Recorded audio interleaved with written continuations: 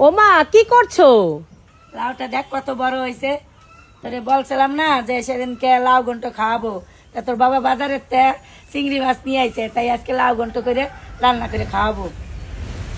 এর থেকে যদি আবার বড় হয় লাউটা তাহলে আবার পেকে যাবে, পাইকে গেলে পর সেই লাউ দিয়ে ঘন্ট রান্না ভালো লাগবে না, কচি লাউ দিয়ে রান্না করলে ভালো লাগে।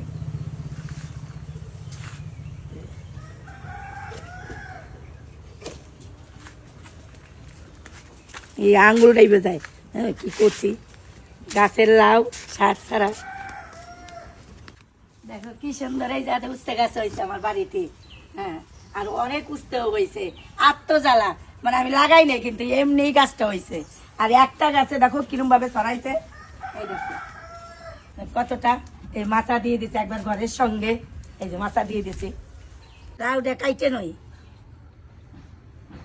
মাঝখানে লাউ কখনো এইভাবে কাটবা না, ওইভাবে কাটতে নাই, যাদের বাচ্চা কাচ্চা আছে এইভাবে কাটতে নাই।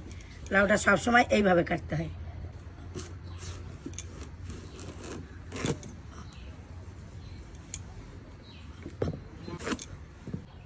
লাউটাতে কচি আছে।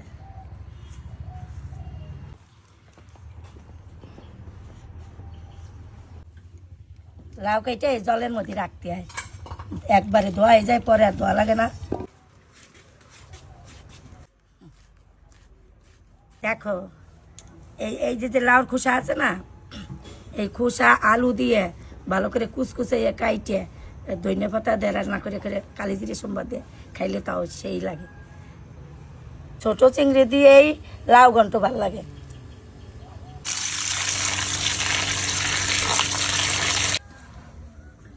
গরম হয়ে গেছে, এখানে তেল দিয়ে দেবো, একটু লবণ দিয়ে দেবো, হলুদ দিয়ে দেবো, ভাইজে নেবো। হয়ে গেছে, মাছ ভাজা হয়ে গেছে, নামাই নেবো। তেজপাতা দিয়ে দেবো, শুকনো লঙ্কা দিয়ে দেবো, জিরে দিয়ে দেবো।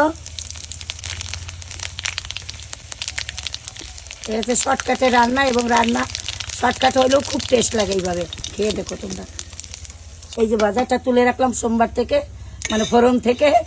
হ্যাঁ, অনেকে বলেছে আমি নাকি সোমবার বলি, মঙ্গলবার তারপর দিন, তাই আমি ফোরনই বলবো এবার থেকে, ঠিক আছে। এখন আমি লাউগুলো দিয়ে দেবো।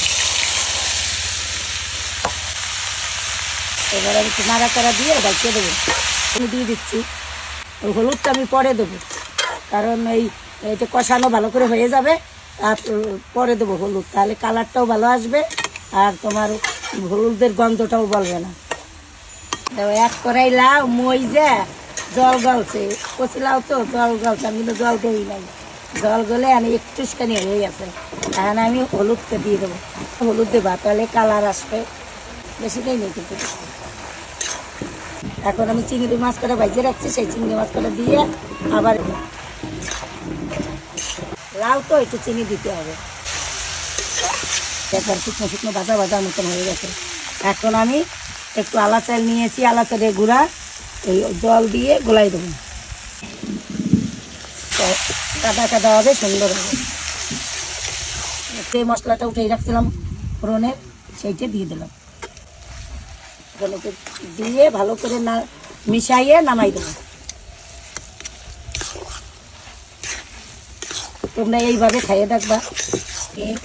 ফোড়ন থেকে যে মশলাটা তুলেছিলাম সেই মশলাটা দিয়ে আমি 1 মিনিট নাড়াচাড়া করে নামিয়ে নিলাম। দেখো কি সুন্দর কালার হয়েছে, আর বেশ মাখা মাখা, বেশ আঠা আঠা হয়েছে। হ্যাঁ, ঘন্টটা রান্না করছি, তোমরা ঠিক এইভাবে আমি যা যা দিয়েছি তোমরা ঠিক এইভাবে দিয়ে এইভাবে রান্না করে খাইয়ে তারপরে তোমরা কমেন্ট করবা।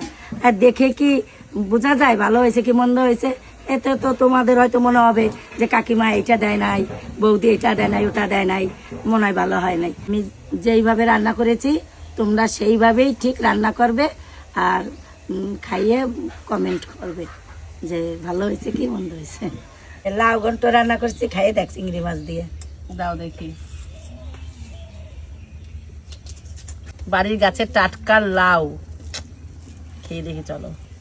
আর এই ছোট চিংড়ি দিয়ে কিন্তু লাউ ঘন্ট বেশি ভালো লাগে। সেই হয়েছে, সেই দারুণ। দারুণ হয়েছে। তোমরা একবার এভাবে রান্না করে খেয়ে দেখো, লাউ ঘন্ট মাছ এভাবে রান্না করেছে, তোমরা এইভাবে রান্না করে খাইও।